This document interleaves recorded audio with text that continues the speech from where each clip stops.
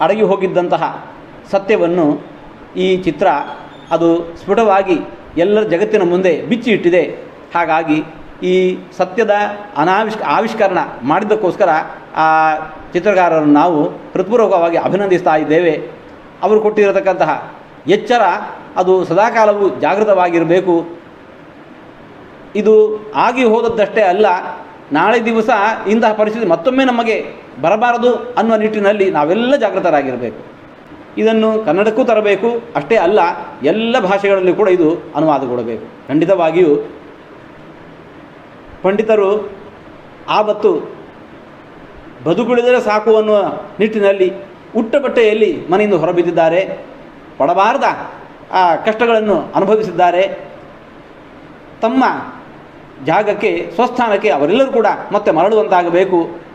ಹಿಂದಿನ ಆ ವೈಭವ ಮತ್ತೆ ಪುನಃ ಭಾರತದಲ್ಲಿ ನಾವು ಆ ಕಾಶ್ಮೀರದಲ್ಲಿ ಕಾಣುವಂತಾಗಬೇಕು.